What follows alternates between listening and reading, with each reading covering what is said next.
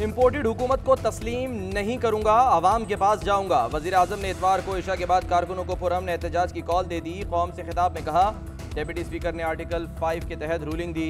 Supreme court के फैसले पर मायूसी हुई। सुप्रीम कोर्ट को बैरूनी मदाखलत के मामले को देखना चाहिए था, कम अज कम मरासला देख ही लेते।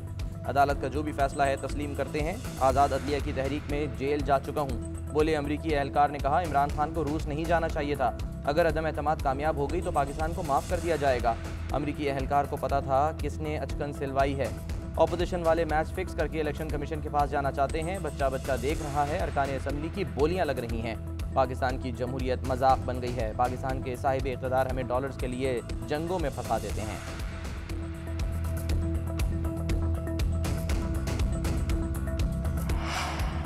इमरान नियाज़ी ने तहरीक अदम एतमाद की कामयाबी का पेशगी ऐलान कर दिया। सदर मुस्लिम लीग नून शहबाज शरीफ का वज़ीर आज़म के खिताब पर रद्द अमल। कहा, इमरान नियाज़ी झूठ ना बोलें, ख़त अवाम को दिखाएं। इक़्तिदार के गम में इमरान नियाज़ी पार्लियामेंट, आईन और अदालत पर हमले कर रहा है। सुप्रीम कोर्ट ने तमाम शवाहिद देखने के बाद डिप्टी स्पीकर की रूलिंग को गैर आईनी करार देकर कलअदम किया। इमरान नियाज़ी के झूठ का जवाब पार्लियामेंट हाउस में वोटिंग की शक्ल में देंगे। मरियम नवाज ने कहा, इक़्तिदार के लिए इस तरह किसी को रोते पहली बार देखा। रो रहा है कि इसके लिए कोई नहीं निकला। गरीब आवाम को 3.5 साल में जिस तरह तुमने रुलाया है, वो शुक्राने के नफल पड़ रहे हैं। जिस भारत के कसीदे पढ़ रहे हो, वहाँ मुख्तलिफ वज़राए आज़म के खिलाफ अदम एतमाद की 27 तहरीकें आईं। किसी एक ने भी आईन, जमहूरियत और अखलाकियात से खिलवाड़ नहीं किया। भारत अगर इतना ही पसंद है तो वहाँ शिफ्ट हो जाइए। वज़ीर आज़म इमरान खान के खिलाफ तहरीक अदम एतमाद पर वोटिंग आज होगी। कौमी असम्बली का इजलास सुबह 10:30 बजे तलब। 6 निकाती एजेंडा जारी। तहरीक अदम एतमाद की करारदाद एजेंडे में चौथे नंबर पर मौजूद। सुप्रीम कोर्ट के फैसले पर स्पीकर असद कैसर ने अपना 3 अप्रैल का हुक्मनामा वापस ले लिया। ऑपोजिशन की पार्लिमानी पार्टी का इजलास सुबह 9:30 बजे तलब। अरकान को तहरीक अदम एतमाद के तरीक़ाकार से आगाह किया जाएगा।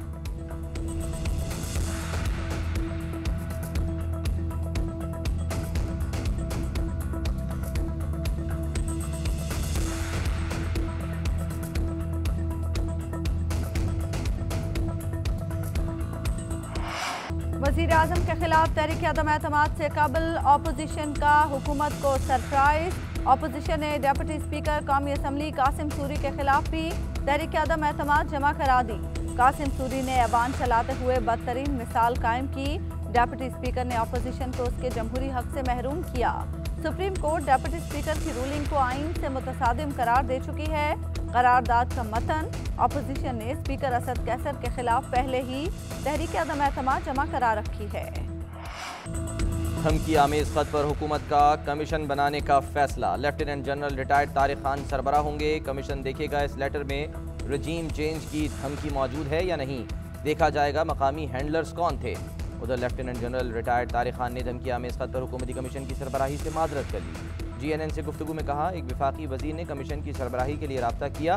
विफाकी वजीर को बताया वजीर आज़म के खिलाफ तहरीक अदम एतमाद आ चुकी, गैर यकीनी की सूरत हाल है। 1 मैन कमीशन कायम किया गया है जिसके काम करने में मुश्किलात हो सकती हैं।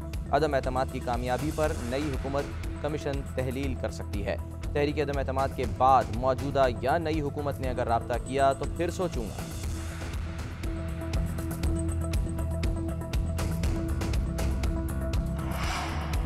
ऑपोजिशन को थकाने और कौमी असम्बली इजलास रात तक चलाने का प्लान। तहरीक इंसाफ के अरकान आज ऐवान में लंबी लंबी तकारीर करेंगे। PTI पार्लिमानी पार्टी इजलास में हिकमत अमली बना ली गई। ऐवान में रहकर भरपूर किरदार अदा करना चाहिए। इजलास में अरकान की कौमी असम्बली से मुस्ताफ़ी न होने की तजवीज़। बैरूनी साजिश पर अवाम को एतमाद में लेने के लिए तमाम अजला में जलसे होंगे।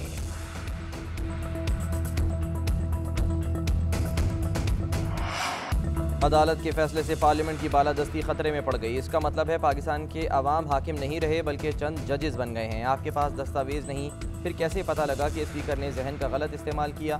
हैरत अंगेज़ फैसला है कि मुनहरिफ अरकान वोट डाल सकेंगे। विफाकी वज़ीर इत्तलात फवाद चौधरी की काबीना का इजलास के बाद गुफ्तगू। कहा, मीर जाफ़र अंग्रेज़ों से न मिलते तो कभी बर सग़ीर पर कब्जा न होता। हमारी कानूनी टीम नज़रसानी अपील के हवाले से देख रही है।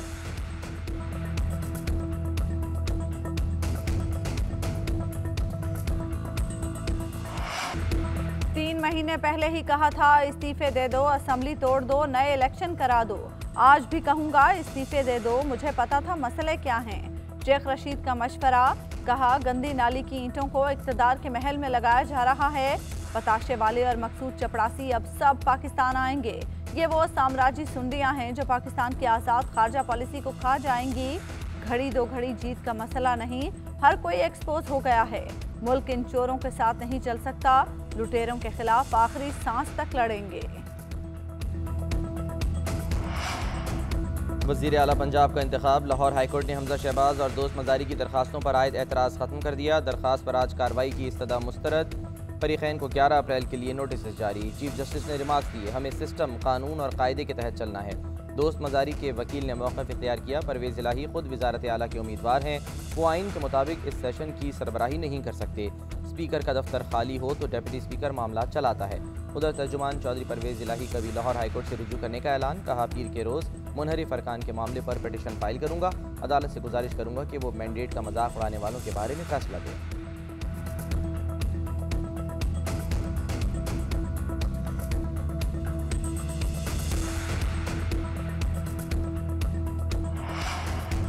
वफाक और पंजाब के बाद खैबर पख्तूनख्वा में भी सियासी हलचल। अपोजिशन जमातों ने वज़ीर आला खैबर पख्तूनख्वा महमूद खान के खिलाफ भी तहरीक अदम एतमाद असम्बली सेक्रेटेरिएट में जमा करा दी।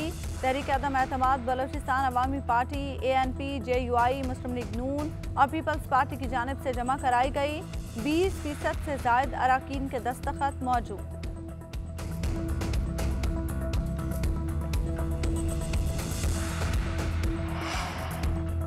सियासत पर छाए बेयकीनी के बादल छटने से रुपए की कदर पर अच्छे असरात। इंटरबैंक में डॉलर 3.5 रुपये सस्ता 184 रुपये 68 पैसे पर बंद हुआ। ओपन मार्केट में डॉलर 2.5 रुपये सस्ता 188 रुपये का हो गया। कारोबारी हफ्ते के आखिरी रोज़ स्टॉक मार्केट में भी तेज़ी। इंडेक्स में 657 पॉइंट्स का इजाफा, 44,000 की नफसियाती हद बहाल हो गई। 100 इंडेक्स 44,444 पॉइंट्स पर बंद। स्टॉक मार्केट के मुस्बत रुझान पर शहबाज शरीफ का ट्वीट, कहा मार्केटें अदम इस्तेहकाम को पसंद नहीं करती।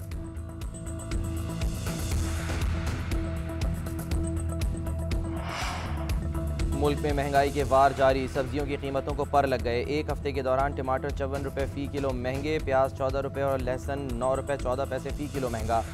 ब्रांडेड खुर्दनी तेल 11 रुपये और ब्रांडेड घी की कीमत में 7 रुपये फ़ी किलो तक इजाफा। दाल, मसूर, अंडे, चाय की पत्ती, ताज़ा दूध, मटन की कीमतें भी बढ़ गईं।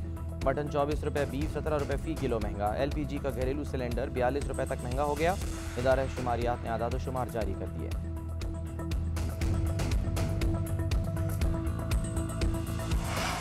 और लफ्ज़ों से जज्बात और एहसासात की हसीन तर्जुमानी। मारूफ शायर मुनीर नियाज़ी का आज यौम पैदाइश, उनके कलाम की खुशबू आज भी बरकरार।